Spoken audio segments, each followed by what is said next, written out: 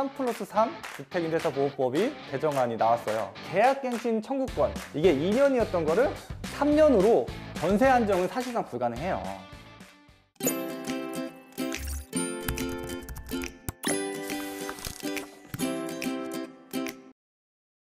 안녕하십니까. 드림부동산투자연구소 남태원 본부장입니다. 자, 최근에 이렇게 혼란스러워진 부동산 시장의 원인이 임대차 3법이라는 거는 대부분의 사람들이 공감하고 있는 내용일 거예요.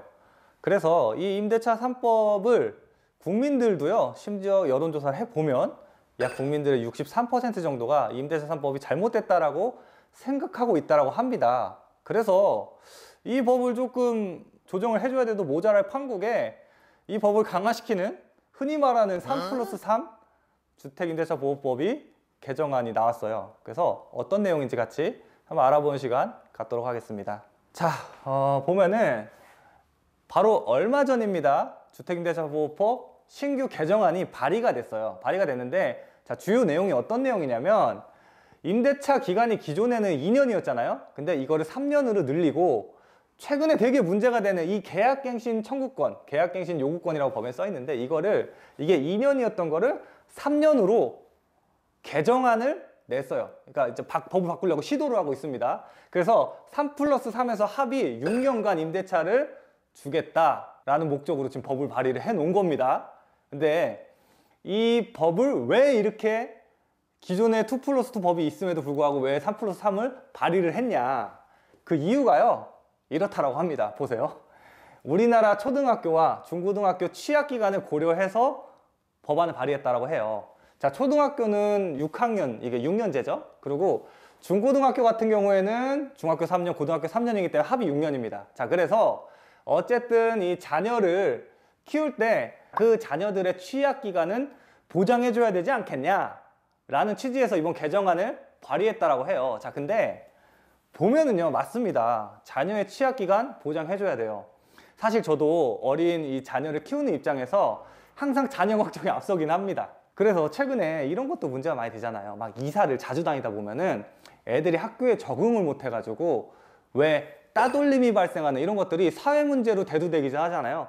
그래서 그 자녀들이 보통 그 취약 기간 내에는 가급적이면 이사를 안 하시려고 하죠. 그래서 그런 분들을 배려해가지고 이번에 법안을 발의했다라고 하는데 좋습니다. 그 취지에는 공감을 해요. 자, 그런데 문제는 법이라는 거는 어떤 한 특정한 계층에만 적용되는 게 아니라 모든 사람들에게 공평하게 적용돼야 되는 거잖아요. 그죠? 그렇다 보니까 최근에 이 어떤 이 사회 변화를 고려를 하지 않을 수가 없는 거란 말이에요. 법을 제정할 때에는. 근데 최근에 보면 이렇게 자녀들을 갖고 있는 가정들도 있지만 어떻습니까? 일단 출산율 굉장히 떨어지고 애초에 그 혼인율이 떨어지죠. 혼인율도 떨어지고 이혼율은 굉장히 높아져 가고 거기에 혼인을 하더라도 자녀를 잘 안 낳으려고 하잖아요. 자녀가 없는 세대들이 굉장히 많잖아요. 자, 이런 사람들은 기간을 6년으로 늘려버리면은 나 자녀 없는데 어쨌든 현재 거주하고 있는 집보다 좀 더 나은 환경 혹은 다른 곳에 가고 싶어서 살고자 할 때 그 사람들은 6년 동안 법 때문에 6년 동안 임대가 묶여 있어가지고 새로운 물건들이 안 나온다면 가고 싶어도 못 가요. 그런 사람들에 대한 배려는 어디 있는 거예요? 그죠? 그리고 또 하나 보면은 거주 이전의 자유를 무시할 수가 없어요. 자, 우리나라는요, 민주주의 국가입니다. 최근에 자꾸 강제적으로 부동산 쪽에 정책을 쓰다 보니까 우리나라가 진짜 민주주의 국가가 맞나라는 의구심이 들 때도 있는데 민주주의 국가예요. 이 거주 이전의 자유는 헌법에서 보장된 권리입니다. 자, 그런데 사람이 살다 보면 변수가 너무 많잖아요. 자녀가 설사 이렇게 초등학교, 중고등학교 다닌다 하더라도 내 직장 문제라든지 아니면은 뭐 개인적인 사정 때문에 이사를 해야 되는 경우도 있을 거 아니에요. 그럴 때 임대차 기간을 이렇게 딱 단정적으로 6년으로 거의 사실상 6년으로 이렇게 묶어버리면 내가 그렇게 어떤 사정에 의해서 이사가 필요할 때 이사 갈 수 있는 집이 없단 말이에요. 정말 외진대로, 내가 원치 않아도 외진대로 갈 수밖에 없어요. 사람들이 정말 안 찾는데. 그런데도 갈 수밖에 없단 말이에요.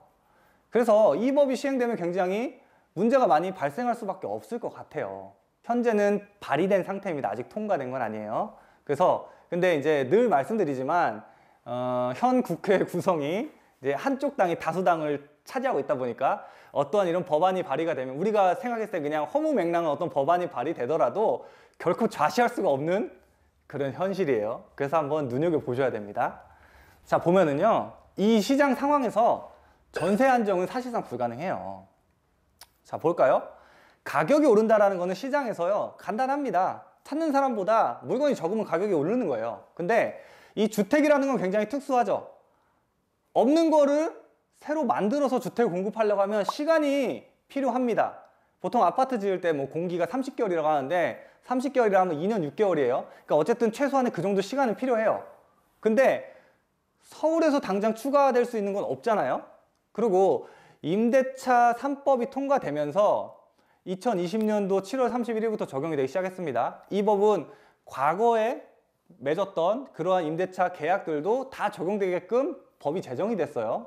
그래서 실질적으로 물건이 시장에 나오려면 2022년부터나 나오게 될 텐데, 그때 만약에 나오게 되더라도 어떻게 됩니까?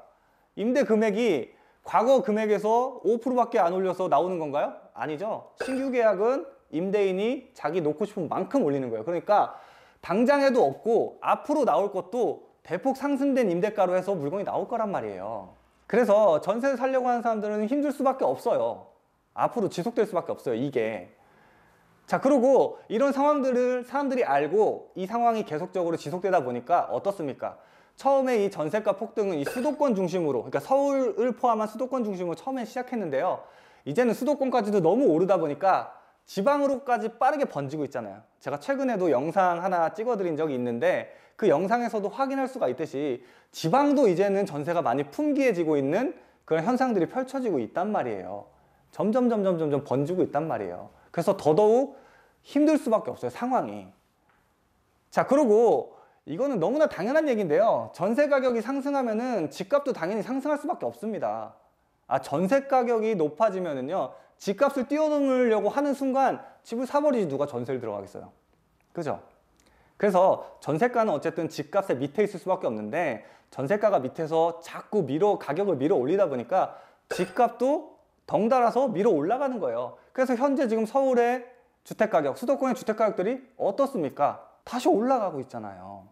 자, 그래서 우리는 어떻게 해야 되냐면요, 이제 선택을 하셔야 됩니다. 선택을 하셔야 돼요. 장기적인 주거 안정, 즉 내 집을 마련해가지고 장기적으로 주거 안정을 내가 택할 것이냐, 아니면은 정부가 공언한 대로 조금만 기다리면, 자, 이번 임대차 3법 때문에 이렇게 시장이 혼란스러운 건 말 그대로 과도기다. 그렇기 때문에 조금만 기다리면 안정적인 시장이 온다. 그 정부의 말을 믿고 2, 3년을 더 기다릴 것이냐, 선택하셔야 되는데요. 이런 불확실성에 내 인생을 거시겠어요? 안정적으로 가셔야 돼요. 당연히 안정적으로. 그러면 안정적으로 가시기 위해서 현재 상황에서 가장 합리적인 선택은 어떤 선택들이 있을 거냐면, 이 수도권 같은 데에서 역세권, 그러니까 여기 잘 지하철 교통망이 구축되어 있는 곳들 있죠? 그런 주변에 신축들은 사실 서울 수도권 가리지 않고 다 비싸요. 신축은 다 비싼데 아직 상대적으로 신축에 비해서 주목을 덜 받았던 구축들은요, 여기서 좀 이용하기 편한 이런 역세권의 구축들은 아직도 찾아보면 물건들이 있어요. 이런 것들을 좀 적극적으로 한번 찾아보실 필요가 있겠고요. 자, 또 하나, 최근에 이 분양가 상한제가 적용돼서 신축 아파트 물량들이 많이 나오고 있는데요. 자, 그 중에서 이 서울을 포함한 수도권은 다 규제 지역이기 때문에 가점제로 적용돼서 나는 아파트를 받을 수 없어 라고 지레 포기하시는 분들이 대다수일 텐데, 평수, 전용 면적으로 85제곱미터 이상 되는 이런 면적들을 분양하는 것들은요, 추첨제가 있습니다. 확률이요, 아예 제로인 거랑 확률이 단 1%라도 있는 거랑은요, 천지 차이예요. 이거 지금 단순하게 뭐 시세 차익을 노리고서 하라는 게 아니에요. 내 주거 안정을 위해서 하시라는 거예요. 이런 것들 지금 분상제 적용돼가지고 신축 아파트 40평대 같은 거 분양가 나오는 거 보면요, 정말 말도 안 되는 가격에 나옵니다. 이런 것들 지금 현재도요, 나오고 있어요. 청약시장에 나오고 있단 말이에요. 이런 것들 잘 찾아보시고 이런 거에 적극적으로 도전을 하셔가지고 이런 정부를 믿고서 내 미래를 불확실성에 맡기는 것보다는 안정적으로 좀 주거를 갖추면서 내 미래도 설계할 수 있는 그런 방향으로 결정하시는 게 좋지 않겠나라는 말씀을 드리고 싶습니다. 자, 오늘 준비한 영상은 여기까지입니다. 오늘 준비한 영상이 좋으셨다면 좋아요와 구독하기, 알림 설정 버튼 눌러주시기 바랍니다. 전 다음에 더 좋은 영상으로 찾아뵙도록 하겠습니다. 감사합니다.